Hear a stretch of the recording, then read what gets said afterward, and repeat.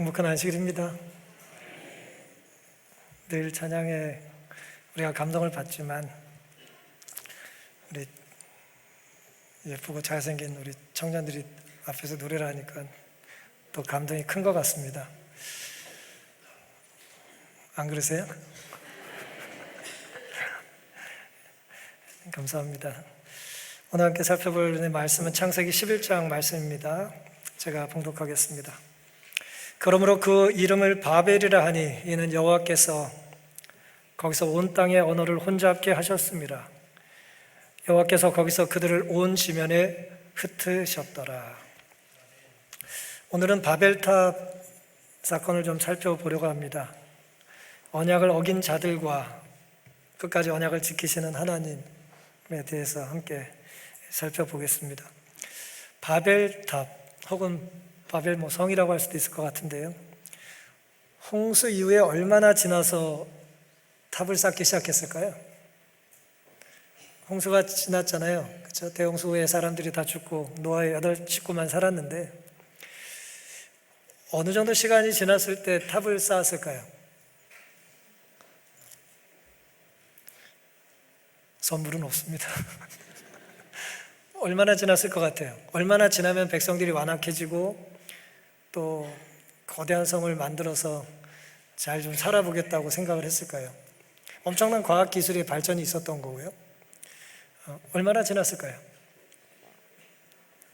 얼마나 지나면 선조들이 가르쳐준 신앙의 유산에서 이렇게 벗어날 수 있을까요? 몇 세대면 충분할까? 성경에 좀 그 힌트가 있습니다. 창세기 10장 25절에 보면 에벨은 2 아들을 낳고 하나의 이름을 벨렉이라 하였으니 그때의 세상이 나뉘었으며 그랬습니다. 성경은 벨렉이라고 하는 사람이 태어났을 때든 그가 죽을 때든 간에 이 사람이 살던 때 뭐가 있었다는 거예요? 세상이 나눠졌다고 말합니다. 우리는 이거 이제 바벨탑 사건으로 이해를 합니다. 벨렉이 누군가? 창세기 11장 10절부터는 이렇게 기록되어 있습니다. 셈의 후예는 이러하니라. 이제 노아의 아들이죠. 셈의 후예는 이러하니라. 셈은 100세 곧 홍수 2년에 홍수가 지나고 나서 2년 뒤에 셈이 100살이 되었을 때 아르박삿을 낳았고 아르박삿은 35세에 셀라를 낳았고 셀라는 30세에 에벨을 낳았고 에벨은 34세에 누굴 낳아요? 오늘의 우리가 주목해야 될 벨렉이 나옵니다. 그러니까 이때부터 이제 바벨탑 사건이 시작될 가능성이 있는 거예요. 이 사람의 생애 동안에 바벨탑 사건이 있었으니까. 벨렉은 30세에 르우를 낳았고요. 그 이후로 209년을 더 살았다. 그렇게 기록이 되어 있습니다. 이거 이제 더해 보면요.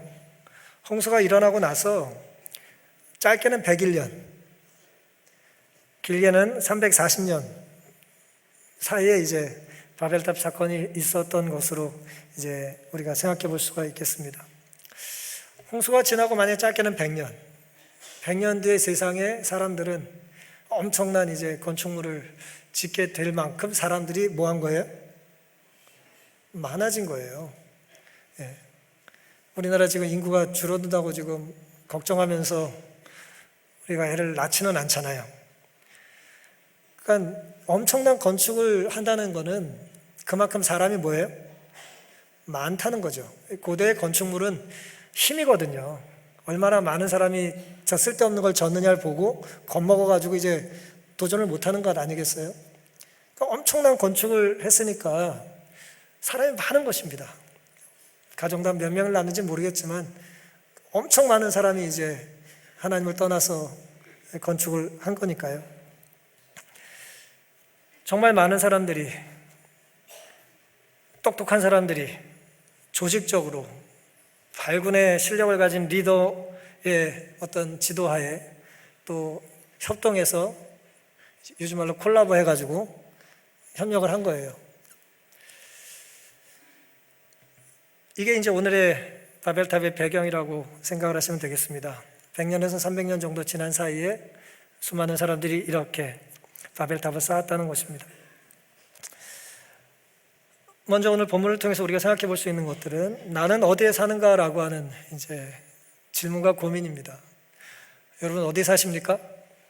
어디 살고 계세요? 거기 왜 살고 계십니까? 형편이 여기까지라. 우리 경제력이. 우리가 사는 곳은, 내가 사는 삶의 공간은 나와 뗄 수가 있어요, 없어요? 나와 뗄래야 뗄 수가 없습니다. 사는 곳이 사실은 나예요. 거기 살라고 누가 억지로 집어넣은 게 아니잖아요. 내가 뭐 한 거예요? 내가 선택한 겁니다. 여기 지금 다 앉아 계신데 누가 거기 꼭 앉지 않으면 큰일 난다고 누가 협박해서 앉아 계신 게 아니잖아요. 다 뭐 자원해가지고 이렇게 앉아 계시잖아요. 우리가 사는 곳은 내가 뭘 원하는지, 내가 뭘 중요하게 여기는지, 혹은 내가 어떤 것을 가치 있게 생각하는지를 보여줘요. 굉장히 중요한 지표입니다, 그것은.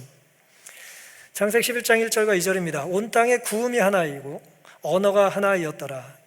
이에 그들이 동방으로 옮기고 어디까지 가요? 시날 평지를 만나 거기 거했다 그랬습니다. 산 정상에 이제 살다가, 방주가 멈춘 아라랏산에 살다가 내려와서 뭐예요? 평지를 만난 것입니다. 살만한 곳이죠. 한동안 노아의 자손들은 방주가 안착했던 산중에서 살았다. 그러나 그들의 수요가 증가하면서 배도가 일어나 분열이 생겼다. 그들의 창조주를 잊어버리고 그들의 율법의 제재를 벗어버리기를 갈망한 자들은 하나님을 두려워하는 그들의 형제들의 교훈과 모본을 늘 귀찮게 여겼다 그랬어요.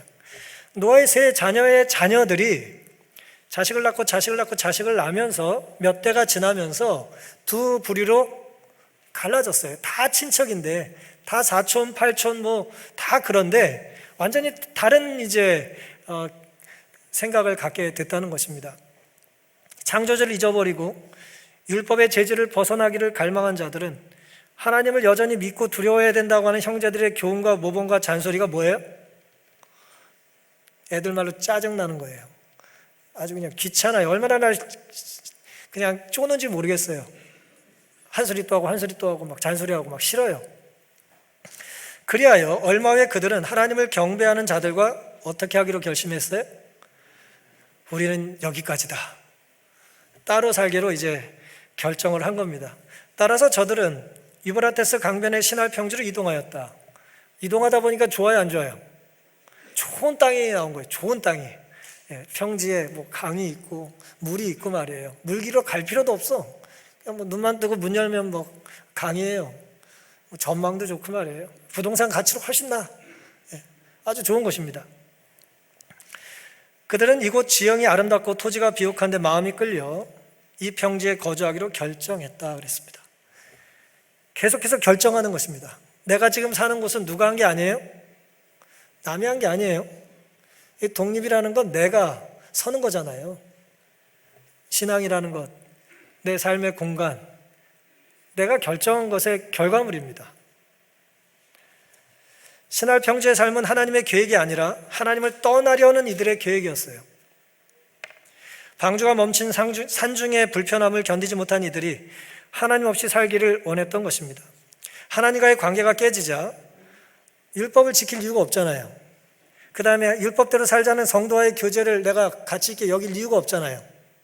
그러니까 떨어져도 아쉽지 않아요. 오히려 떨어지길 원하는 것입니다. 멀리 살기를 원한 거예요. 이사 가면 눈물 흘리지 않아. 좋아해.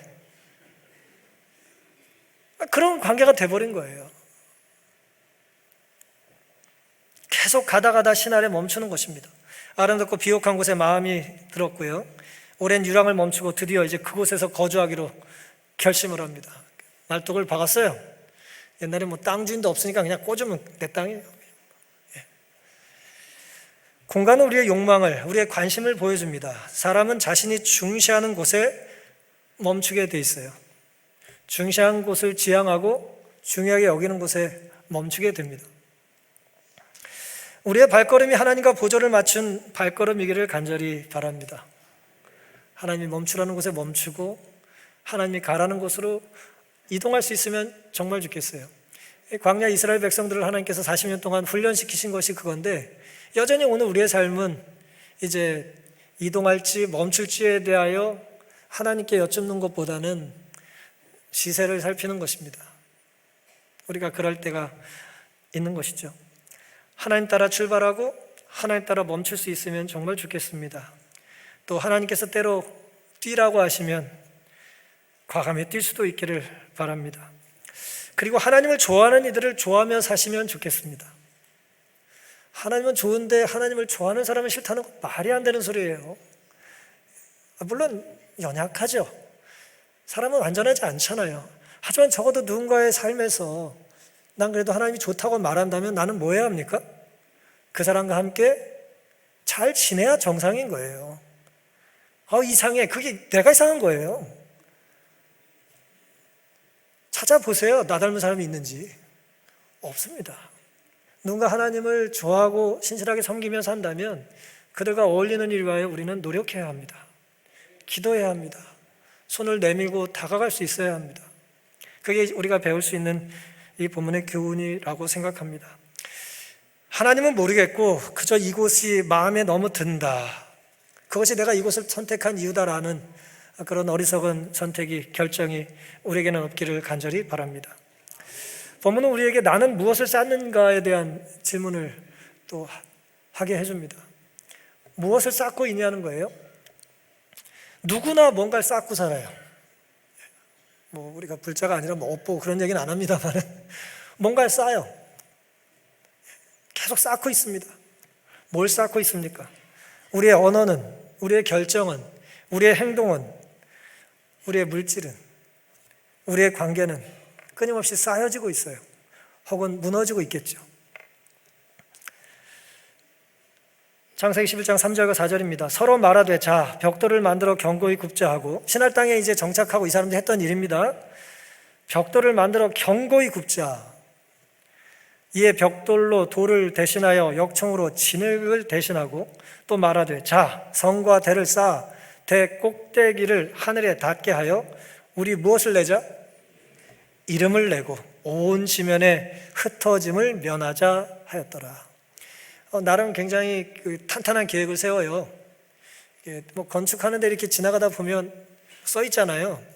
공사 기간이 얼마나 될지, 시공사가 누군지, 건설사는 누군지, 감리는 누가 하는지 써 있어요. 보면 이렇게 써 있거든요. 규모가 얼마나 되는지 써 있습니다. 이름을 내고 싶은 거예요. 바벨탑 수주 누가 했어? 얼마짜리 공사야? 공기는 얼마나 돼? 몇 층이야? 이렇게. 우리 몇 층 관심 많잖아요. 분양을 했는지 청약을 했는지 모르겠지만 하여튼간 엄청난 건축을 이제 하는 것입니다. 흩어짐을 면해서 같이 살자는 거예요. 우리가 원하는 세상을 만들자는 것입니다. 바벨탑의 건설을 계획한 자들은 흙으로 벽돌을 굽고 역청으로 방수, 마감 처리까지 해요. 강이 옆에 있으니까 넘치고 그러면 안 되잖아요. 그러니까 밑에 방수 작업을 잘 하는 거예요. 홍수로 세상이 멸망했다는 이야기에 신물이 나요. 말도 안 되는 소리를 해. 그래 놓고는 혹시 그런 일이 다시 있으면 뭐 하는 거예요? 끄떡없는 이제 집을 져야겠다는 것이죠. 비가 라이벌이에요. 올래면 와, 이렇게. 나는 충분해. 그런 생각을 하는 것입니다. 그들은 이곳에 도시를 건설하고 그 도시 안에 세계의 경이가 될 굉장히 높은 탑을 세우기로 결정하였다. 좀 재밌긴 해요. 세계라고 그래봤자 그때 세계가 얼마나 크겠습니까? 대부분 지들이지. 근데 거기서 또 이렇게 이름을 내고 싶은 겁니다. 그러나 이 바벨탑 건설자들은 그들의 공동사회를 한 단체로 연합시켜서 결국 온 세계를 포함할 한 왕국을 세우기로 결정하였다. 하나님이 필요 없는 왕국을 세우는 것입니다. 그 나라의 왕이 하나님이 아닌 나라를 세우고 싶은 거예요. 그래야 그들의 도시는 세계적 제국의 수도가 될 것이며 그 영광은 온 세계의 칭찬과 존경을 자아낼 것이며 건설자들은 명성을 얻을 것이었다. 하나님 하늘에까지 닿을 굉장한 탑은 이 탑 건설자들의 명성을 후대에 길이 보존시키면서 저들의 능력과 지혜의 기념비로서 서 있게 하고자 의도되었다 그랬어요. 계획을 가지고 한 것입니다. 자기의 이름을 뭐 하고 싶은 거예요? 요즘 말로 얘기하면 명예의 전당에 10등이 아니고 1등을 하는 것입니다. 한국 사회 명예의 전당 이런 거 잘 안 하잖아요. 미국 사람들은 명예를 좋아하는 것 같아요. 보만하면 명예전당에 이름을 높였대. 꼴찌로 들어가는 게 아니라, 명예전당에 가까스로 들어가는 게 아니라 명예전당에 당당하게 뭐예요? 부동의 1위. 다시는 이런 일을 할 수 있는 사람이 없는 그 업적을 남기고 싶은 것입니다. 싫은 거예요. 비 얘기도 싫고, 하나님 얘기도 싫고 싫은 것입니다. 종종 어른들과 이렇게 식사를 할 일이 있으면 보리밥을 안 드시는 분들이 계세요. 너무 많이 먹어서 싫어 그러시는 분 계셔요. 어떤 분은 또 국수를 싫어하셔요. 최근에 저는 누룽지 싫어하는 분을 발견했습니다. 어렸을 때 너무 많이 먹어서 싫으시대. 제가 그걸 뭐라고 말씀드리는 건 아닙니다. 우리의 신앙이 말이에요. 나에게 부모님이, 우리 할아버지 할머니가 전해준 이 신앙의 믿음의 유산이 너무 많아서 싫은가요? 하지만 우리가 또 많다고 싫어하는 건 아니에요. 돈은 또 얼마나 좋아요, 우리가.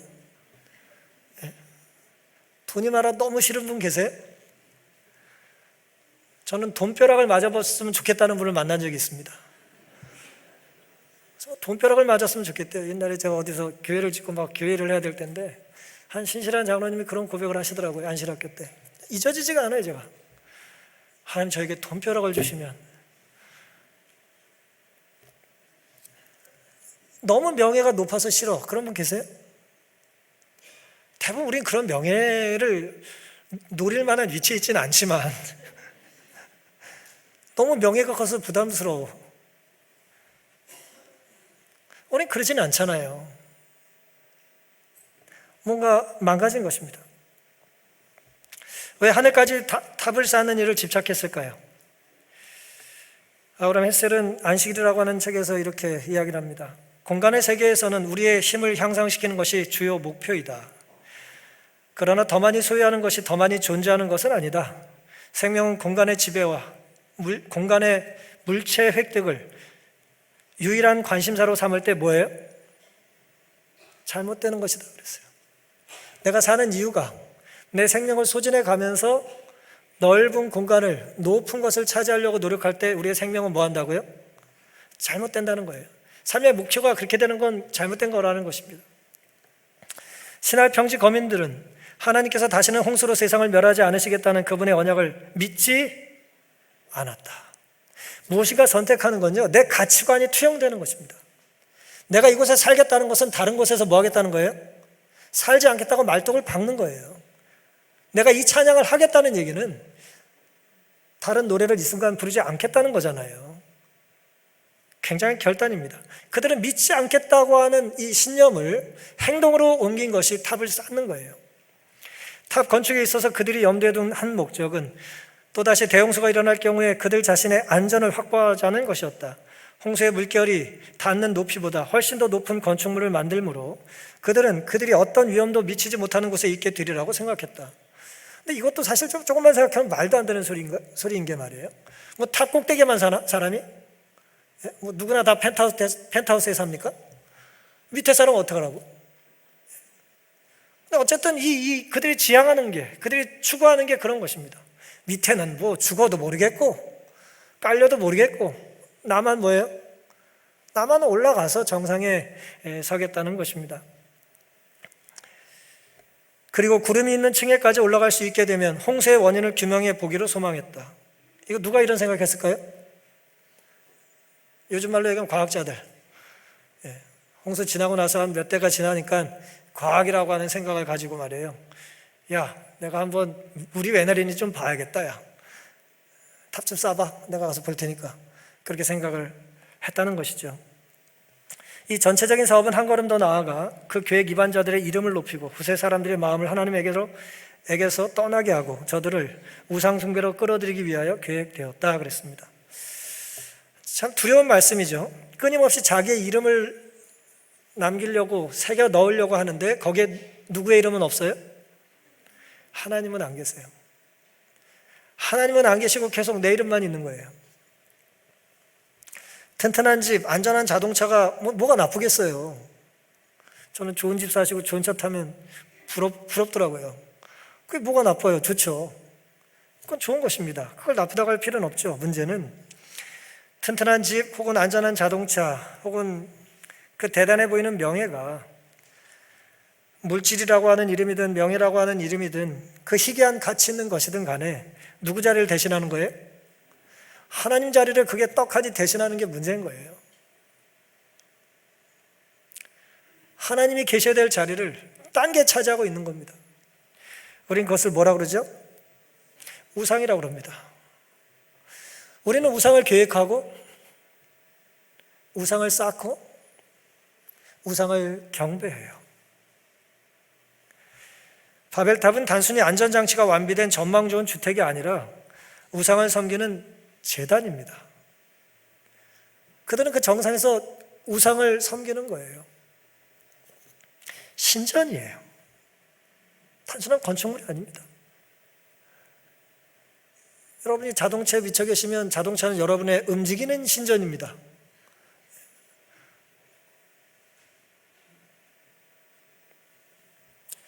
하나님의 자리에 안전을 책임질 인간, 물질, 과학, 이성으로 채우고 그들 이름을 기념하는 것이죠. 하나님께서 오늘 우리를 보시면 어떤 생각을 하실까요? 우리는 착하고 충성된 종일까요? 아니면 뭔가 열심히 있지만 하나님과 무관한 일을 열심히 하고 있습니까?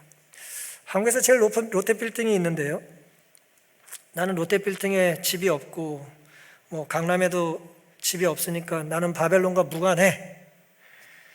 나는 시골에 집이 있어. 나는 돈이 없으니까 끝도 없어. 그럴까요? 돈이 없으면 돈을 의지하지 않습니까?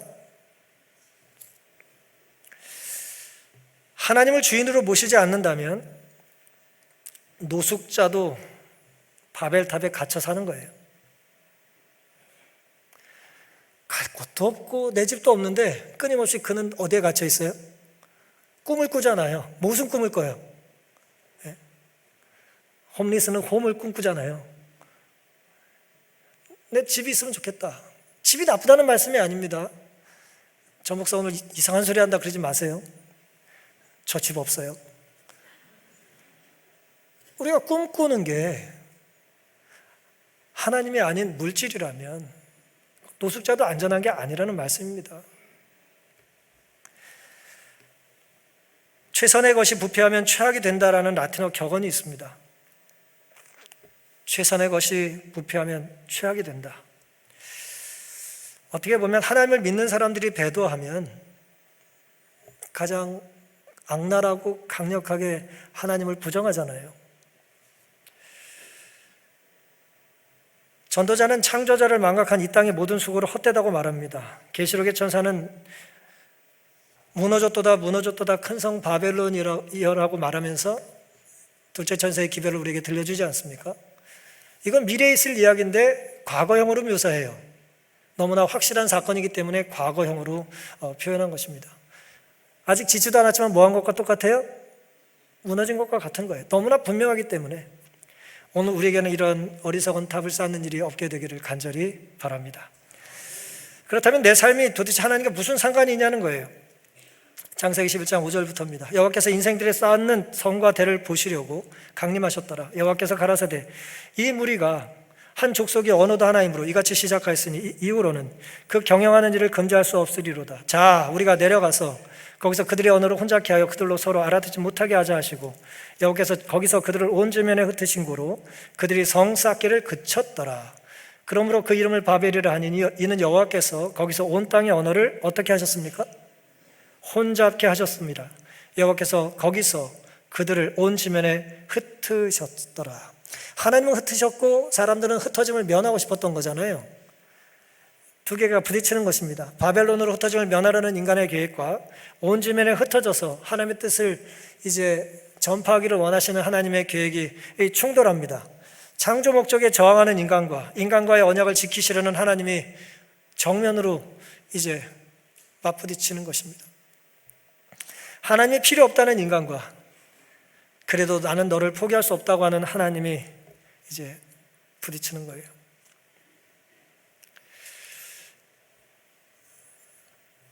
월터 브로그만의 창세기 주석에 있는 말씀입니다. 이 하나됨은 하나님의 위협들이나 약속들과 명령들에 의거하지 않은 채로 문화적인 통일성을 이루려고 노력한다.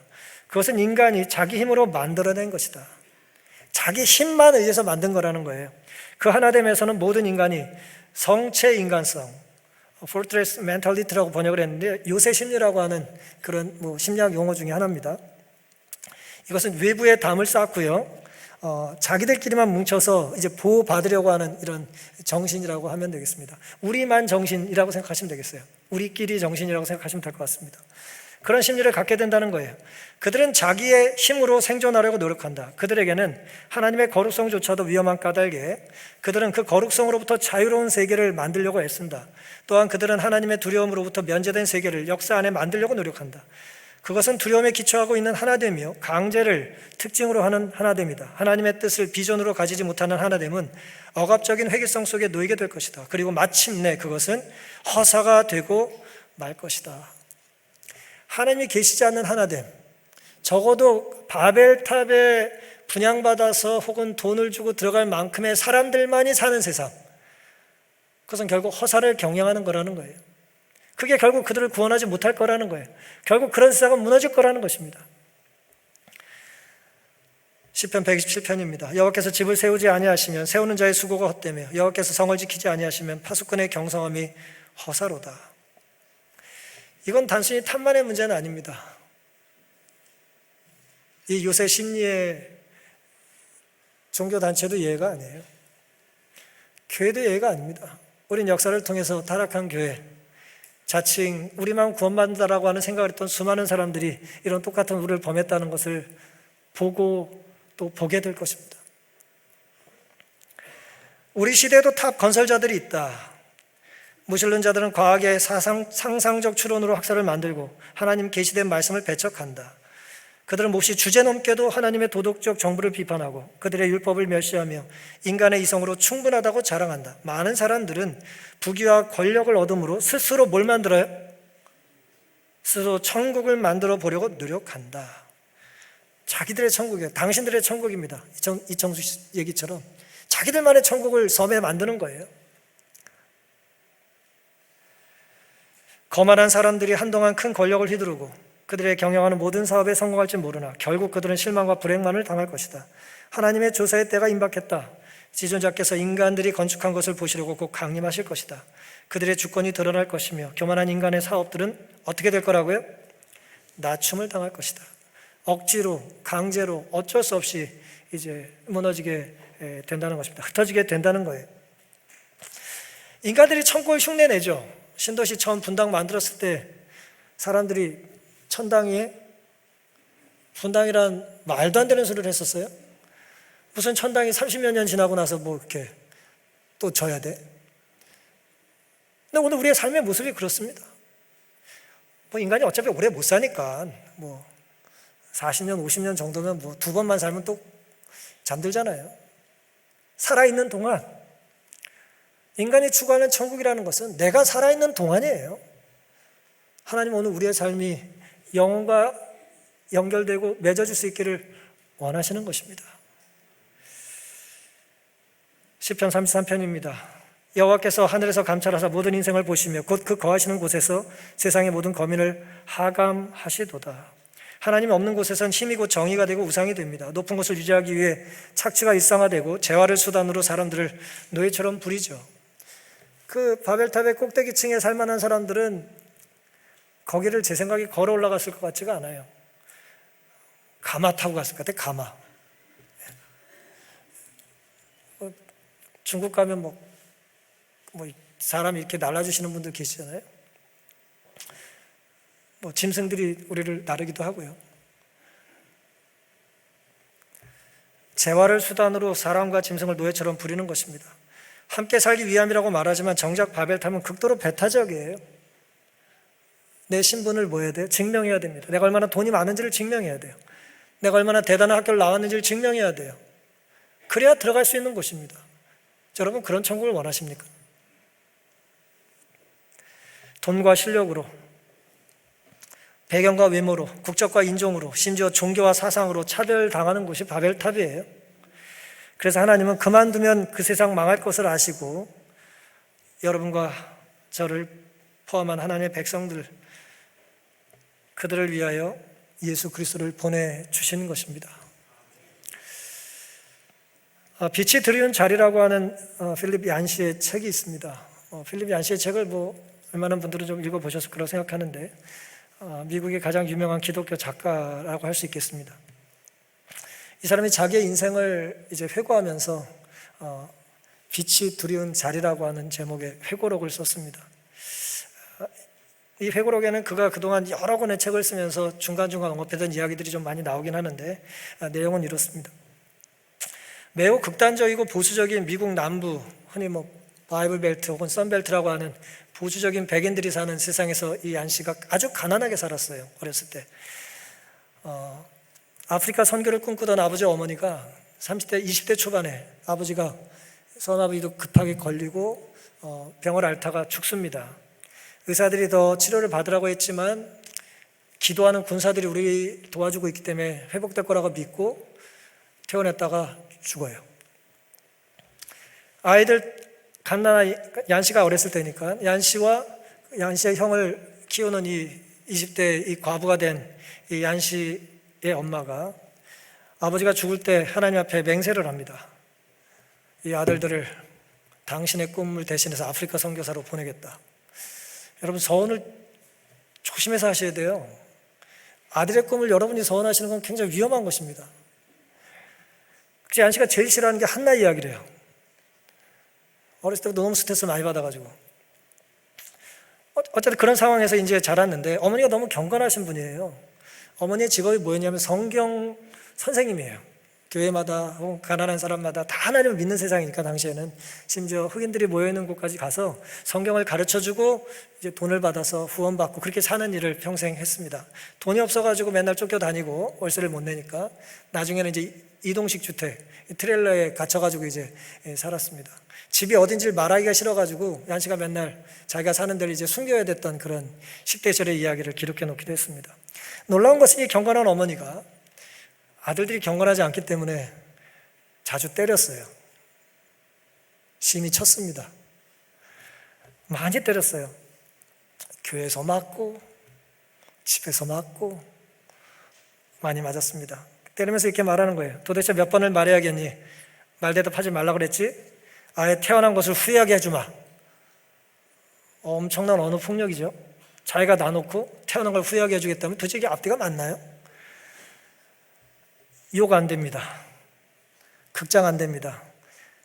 지난 50년 사이에 작곡된 노래 안 됩니다. TV도 없습니다. 일요일날 수영 안 됩니다. 낚시 안 됩니다. 공놀이 안 됩니다. 어머니는 한 번도 바지를 입은 적이 없습니다. 매니큐어, 화장, 심지어 립스틱 안 바릅니다. 그리고 화가 나면 아들 뺨을 때립니다. 자주 때린 것 같지는 않고요. 제가 의사는 아니지만 책을 읽다 보니까 어머니는 우울증 환자 같아요. 엄청나게 믿음이 좋은 우울증 환자 같아요. 제가 아무리 책을 봐도 결론이 그거밖에 안 나와요. 매일 아침 경건의 시간을 갖고 성경을 가르치고 생계를 꾸리는 어머니가, 얀 씨가 어렸을 때 심지어 이런 말을 했어요. 애들이 하도 말을 듣지 않으니까. 엄마는 지난 12년 동안 한 번도 죄를 짓지 않았어. 근데 얀 씨가 그때 12살도 안 됐을 때거든요. 내가 살아온 날보다 더 긴 세월이다. 어머니가 죄를 안 짓는다고 생각을 하니까, 너무 거룩한 삶을 추구하고 완전함에 도달할 수 있다고 믿으니까, 얀 씨의 표현에 의하면 성결 전통의 한 분파에 따르는 신념을 가졌으니까, 얀 씨 패밀리는 남침례교파의 아주 극단적으로 보수적인 그 교회의 일원이었는데, 어머니는 그것도 만족이 안 되니까 더 보수적이고 완전한 삶을 추구하고 살았던 거예요. 그러니까 애들 야단치고 나서 절대 뭘 하지 않냐면 사과를 하지 않아요. 부모가 잘못할 수 있는데 왜 사과를 하지 않을까요? 나는 죄를 짓지 않았기 때문에 사과할 일이 없었던 것입니다. 롤로프라고 하는 당시의 부흥사가 인기 있는 부흥사였는데, 라디오 대고 계속해서 설교를 하는 것입니다. 동성애, 공산주의, TV, 술, 마약, 담배, 심리학, 심지어 과식 하면 죽는다는 거예요. 구원 없다는 거예요. 건강 문제는 신앙의 본질적인 문제이기 때문에 이 나중에 독립침례교의 일원이 된 롤로프라고 하는 강사는 믿음과 금식과 음식을 통해서 건강 문제를 해결할 수 있다고 믿었고요. 아주 앞서갔어요. 보니까 쥐도 바퀴벌레도 흰빵은 안 먹는다. 우린 통밀을 먹어야 된다. 그래가지고 그날부터 통밀을 먹기 시작했답니다. 어머니는 예수님이 다시 오시는 순간에 말하거나 행하지 않을 언행은 아예 하지 말아라. 참 감동적인 이야기잖아요. 네가 그것 하다가 예수님 재림 맞을 수 있지 않다면 그거 하지 말아라. 얼마나 눈물 나는 아름다운 이야기입니까? 하지만 이 두 아이가 굉장히 똑똑했거든요. 얀씨 형은 아주 똑똑했고, 얀씨는 형만큼 똑똑하진 않았지만 아주 똑똑했어요. 애들이 숨이 막혀 살기가 힘든 것입니다. 킹제임스 버전 1611년 판만 읽었어요. 다른 성경들은 막 던지고 이건 번역이 잘못됐다고 믿고 그렇게 한 것입니다. 점점 냉소주의자가 되던 이 안씨가, 형도 마찬가지인데, 공부를 잘해가지고 듀크라 데비슨이라고 하는 동부의 명문 학교들이 있거든요. 여기를 장학생으로 갈 수가 있었어요. 공부 잘해가지고 애들이. 선생님들이 계속 설득하는 거예요. 또 이 좋은 학교 가라. 장학금 받고 갈 수 있다. 근데 어머니는 어떻게 생각할까요? 동의하지 않으니까 얀 씨는 결국 형처럼 사우스 캐롤라이나의 성경대학에 지원을 했습니다. 거기 그 학교를 다녔어요. 그 대학교 가서도 또 이제 마음껏 이제 그 전부터 책을 막 읽다 보니까 야단 맨날 맞고 그러다 보니까 이 기독교에 대한 어떤 매력을 조금씩 잃어가고 있었을 때 베트남 전쟁이 한창 중이었습니다. 수많은 미국의 젊은이들이 정글에서 죽어갈 때, 주요 도시와 대학들에서 폭동과 성혁명이 일어났을 때 내가 다니던 성경대학 학생들은 칼빈주의의 미묘한 요점을 가지고 토론하거나 머리 길이와 스커트 길이를 재고 있었다 그랬어요. 영적으로 분리된 세상을 살고 있었던 겁니다. 어머니로부터 독립하고 싶어가지고 대학을 갔는데 그 대학도 어머니가 원하는 대학을 갔기 때문에 계속해서 세상과 분리된 이제 영적인 게토처럼 살게 된 것입니다. 그러다가 미스터 에치라고 하는 강사가 대학에 강사로 왔는데 이 사람은 굉장히 훌륭한 사람이었던 것 같아요. 어느 날 채플에서 설교를 맡았는데 이렇게 얘기를 하는 겁니다. 이번 주 내내 주님이 주시는 말씀이 있는지 귀를 기울였습니다. 하나도 못 받았습니다. 그러니 이제 여러분 돌아가셔도 좋습니다. 그게 설교야.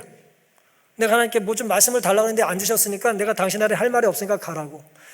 이 말에 감동을 받아가지고 얀 씨가 이 사람한테만 자신의 신앙의 문제를 고백하는 거예요. 저는 이 학교에 적응을 못하겠습니다. 진절머리가 납니다. 나는 일탈자고 배도자로 취급을 당하고 있습니다. 이 학교에는 은혜가 없습니다. 그러면서 이런 얘기를 해요. 다른 책에서도 얀 씨가 썼던 내용인데 그 전에 댄이라고 하는 사람이 하나 죽었어요. 1년 선배가 이제 수영을 하다가 익사했습니다. 댄이 갑자기 방류를 해가지고 수위가 올라가는데 수영을 그 정도 못했는지 물에 빠져 죽었습니다. 근데 이날이 어떤 날이었냐면 주일이었어요. 일요일 날 이 엄격한 학교에서, 이 보수적인 학교에서, 선물 검열까지 당하는 학교에서 일요일 날 수영을 하다가 물이 불어서 죽은 것입니다. 학교의 학생들은 이렇게 말을 하는 거예요. 주일에 수영을 한 댄이 하나님 벌을 받아 익사했다. 학교 당국은 그런 거에 대해서 아무런 조치를 취하지 않고 함께 있었던 친구들에게 벌칙을 부과합니다. 일요일 날 수영하러 갔지? 네 옆에 있었는데 안 말렸지? 벌칙을 내린 거예요. 얀 씨가 여기서 이제 괴로운 것입니다. 이런 학교, 이런 기독교를 내가 믿어야 되나 고민을 한 것이죠. 얘기가 길지만 제가 다 말씀을 못 드리겠고요. 그때 이게 미스터 에치가 상담하면 이렇게 대답을 해주는 거예요. 자네 말이 옳아. 우리는 몇 가지 실수를 했지. 이곳에 있는 우리는 평범한 사람들이네. 완전하지 않아. 그러면서 어쩌면 여기에 은혜가 있는데 자네에게 그것을 받을 수용체가 없는 것일지도 몰라. 학교에서 은혜를 느끼지 못했지만 실제 은혜가 없는 것은 아니라는 거예요. 사람들은 불완전하고 부족하죠. 선택하는 것이라는 것입니다. 사랑하는 성도 여러분, 우리는 때로 하나님을 오해할 때가 참 많습니다. 오해하는 게 싫어서 어떤 사람은 아예 불신의 길을 택하기도 합니다. 우리들은 어떤 신앙의 배경을 안고 이 자리 이 순간까지 살아왔습니까? 우리가 어렸을 때 배운 영적인 가치, 전부 옳거나 전부 틀리지는 않을 거예요. 우리가 배운 하나님은 어떤 하나님입니까? 홍수를 내려 심판하시는, 죽어가는 사람들을 보고 싶어 안달난 엽기적인 하나님입니까? 공들여 쌓은 바벨탑 공사를 방해한 심술쟁이 심보 고약한 하나님입니까? 아닙니다. 우리가 어떻게 살든지 하나님의 관심은 우리를 구원하시는 데 있습니다. 먼저 살 집을 마련하시고 우리에게 간절한 초청을 하시는 분, 그분이 우리가 믿는 하나님입니다. 재림교회, 우리가 속해 있는 이 재림교회, 우리의 가정은 어떻습니까? 1950년, 60년대 남부 얀씨가 살던 때와 얼마나 다르고 또 어떤 유사한 모습이 있습니까? 하지 말아라, 먹지 말아라, 가지 말아라 라고 하는 것에 비해 주변 고통에도 많이 공감하며 삽니까? 전쟁보다 이웃의 죽음보다 머리의 길이와 치마의 길이가 중요하다면 뭔가 문제가 있는 겁니다. 하나님은 언약을 어긴 자들과의 언약이라도 지키시는 분이심을 잊지 않게 되시기를 간절히 바랍니다. 그러니 바벨탑은 쌓지 말아야 하고 바벨탑은 무너져야 하고 바벨탑에선 나와야 합니다. 우리가 무엇을 열심히 쌓아왔는지, 왜 하나님은 우리의 삶을 이렇게 흔드시는지 고민해 보시면 좋겠습니다.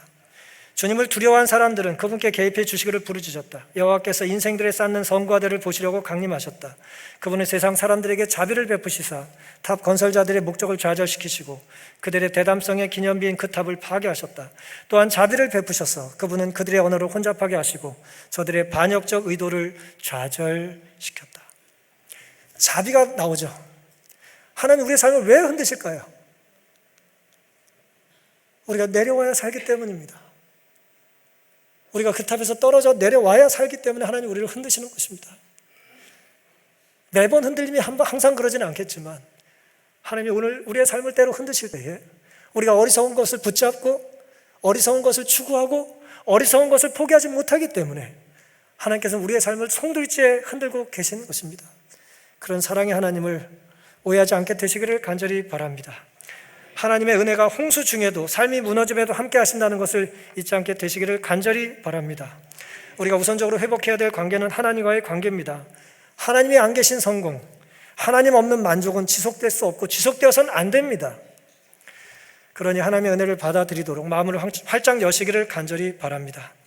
하나님은 결코 아무 대책 없이 우리의 삶을 흔들시는 분이 아니라는 것을 믿으시고 이 흔들림 속에서 하나님의 사랑과 은혜의 음성을 온전히 듣고 경험하시고 순종함으로 누리게 되시기를 바라면서 오늘 말씀을 마치겠습니다.